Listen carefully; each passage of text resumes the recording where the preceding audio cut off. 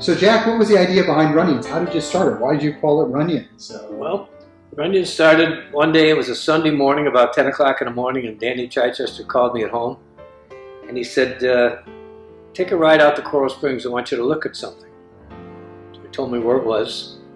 I drove out and I met him here, and it was a French restaurant called Les Provence, and it sat in the middle of a big field. There was no buildings on either side of us. Sample Road was 2 lanes, and the lady that owned the restaurant, her husband had had a heart attack, and he was in the hospital and he wasn't doing well. She was underwater. She was overwhelmed. She couldn't do it by herself. He was the guy, he was the operator. He was the chef and he was the operator. And she wasn't having a good time. The people were stealing her blind, she said. Anyway, she was in a bit of a panic and she wanted out, and she wanted to sell it quick. Well, I didn't have any money. Danny didn't have much money. But we had a partner that had plenty of money. So we went over to his house. He was in his pool. We told him about the place. We told him how much it was. She wanted to sell the building, the property, and everything. And he looked at me and he said, what do you think? I said, I'm in. He said, well, if you're in, I'm in. So that week he wrote her a check. Didn't close quite that fast, but it closed very quickly. And we came out here, changed the name to Runyons, and we were up and running in about 6 weeks after we took possession. And we changed the name to Runyons. Damon Runyon was a very popular writer, a lot of short stories. He wrote about athletes and movie stars and gamblers, and gangsters. I just kind of had surrounded myself with that my whole life anyway, and I always liked that name and I liked that atmosphere. And my dream always was to have a steakhouse, an upscale restaurant with a piano bar. My father was a piano player. I said, the first place I get is going to have a piano bar. So this place didn't even have a bar when we opened. There was just 2 rooms in the back.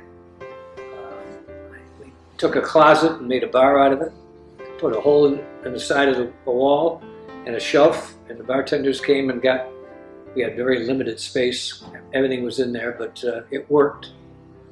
And we had 2 high-top tables. That was our lounge.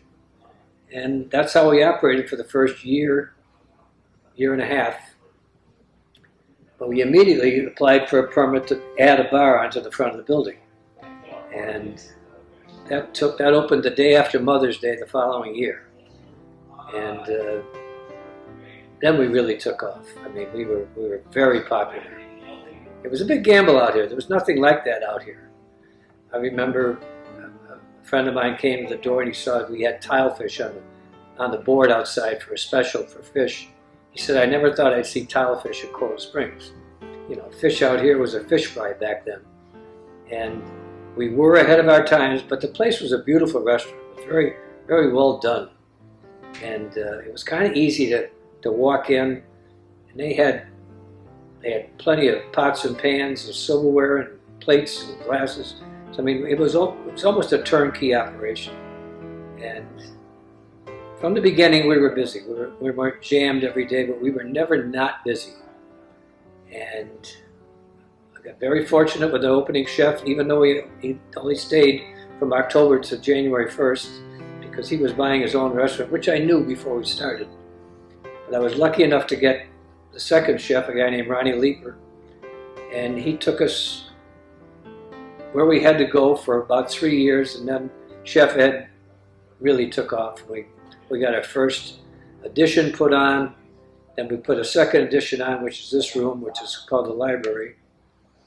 And then the third edition came in 1997, and that was the patio, piano bar room, and expanding the lounge, and made a huge difference. And it's been a great place for 40 years. It's never been slow. It's never been in trouble. We have employees that have been here since day one. Sherry was a waitress that's been here. She was the first server I hired. She was a sister of a very good friend of mine.